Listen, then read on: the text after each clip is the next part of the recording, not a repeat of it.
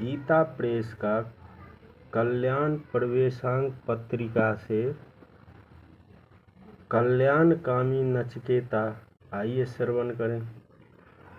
सतयुग का पवित्र काल है।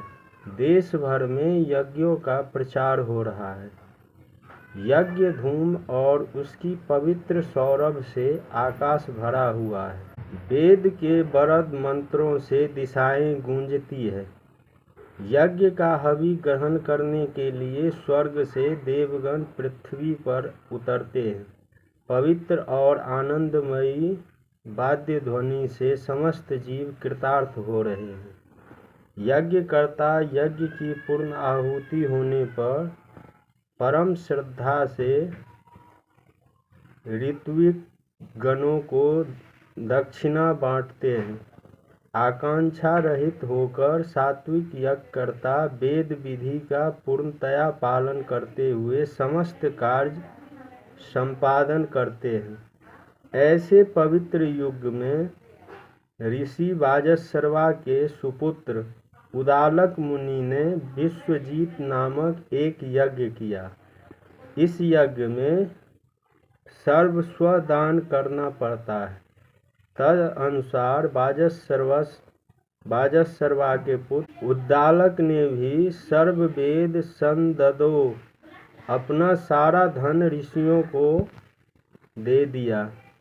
ऋषि उद्दालक के नचिकेता नामक एक पुत्र था। जिस समय ऋषि ऋत्विज और सदस्यों को दक्षिणा बांट रहे थे और उनमें अच्छी बुरी सभी तरह की गायें दी जा रही थी, उस समय बालक नचिकेता के निर्मल अंतःकरण में श्रद्धा ने प्रवेश किया। नचिकेता ने अपने मन में सोचा कि पीतोदका जगधत्रिना दुग्ध दोहा निरिंद्रिया आनंदा नाम ते लोका तान स गच्छति ता ददत। कठोपनिषद का यह मंत्र है। जो गौएं अंतिम बार जल पी चुकी है, घास खा चुकी है और दूध दुहा चुकी है, जो शक्तिहीन अर्थात गर्भ धारण करने में असमर्थ है, ऐसी गायों को जो दान करता है वह उन लोगों को प्राप्त होता है जो आनंद से शून्य है। यज्ञ के बाद गौदान अवश्य होना चाहिए, परंतु नहीं देने योग्य गौएं दान से दाता का उल्टा अमंगल होता है। इस प्रकार की भावना से सरल हृदय नचिकेता के मन में बड़ी वेदना हुई और अपना बलिदान देकर पिता का अनिष्ट निवारण करने के लिए उसने कहा कि पितरम तत्कस्मै माम दास्यसीति। हे पिता, मैं भी आपका धन हूँ, मुझे आप किसको देते हैं? पिता ने कोई उत्तर नहीं दिया। नचिकेता ने फिर कहा, पिताजी, मुझे किसको देते हैं? पिता ने इस बार भी उपेक्षा की। धर्म भीरु नचिकेता से नहीं रहा गया। उसने तीसरी बार फिर वही प्रश्न किया। ऋषि चिढ़ गए और क्रोधित होकर कह उठे, मृत्युवे त्वा ददामिति। तुम्हें देता हूँ मृत्यु को। पिता के क्रोध भरे वचन सुनकर नचिकेता सोचने लगा कि शिष्य और पुत्रों की 3 श्रेणियां हुआ करती है, उत्तम, मध्यम और अधम। जो गुरु का अभिप्राय समझकर उसकी आज्ञा की कोई प्रतीक्षा न कर सेवा करने लगते हैं वे उत्तम हैं। जो आज्ञा पाने पर कार्य करते हैं वे मध्यम हैं, और जो गुरु का अभिप्राय समझ लेने और आज्ञा सुन लेने पर भी गुरु की इच्छानुसार कार्य नहीं करते वे अधम कहलाते हैं। मैं प्रथम श्रेणी में न होऊं तो दूसरी में तो अवश्य हूँ। मैं अधम तो कभी नहीं हूँ।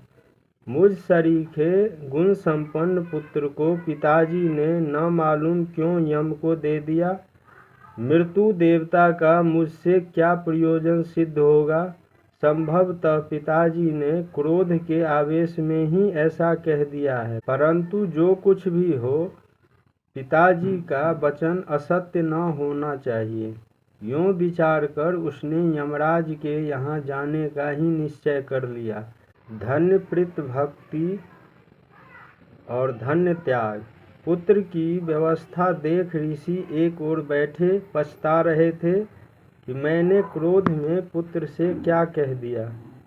इतने ही में नचिकेता ने जाकर पिता से कहा, अनुपस्य यथा पूर्वे प्रतिपस्य तथा परे, यस्यमिव मृत्यः पच्यते सस्यमिवा जायते पुनः।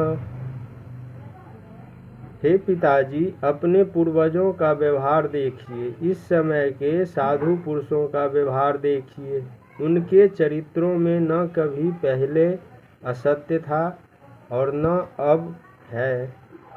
साधु लोग ही असत्य का आचरण किया करते हैं, परंतु उस असत्य से कोई अजर अमर नहीं हो सकता।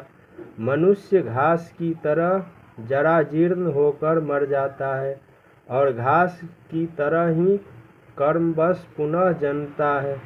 अतएव इस अनित्य संसार में मिथ्या आचरण से क्या प्रयोजन है। आप अपने सत्य का पालन कर मुझे यमराज के पास जाने की आज्ञा दीजिए। पिता को बड़ा दुख हुआ, परंतु पुत्र की सत्यपरायणता देखकर ऋषि ने आज्ञा दे दी। नचिकेता ने पिता के वचनों को निभाने के लिए यम सदन की ओर प्रयाण किया। जय श्री हरि।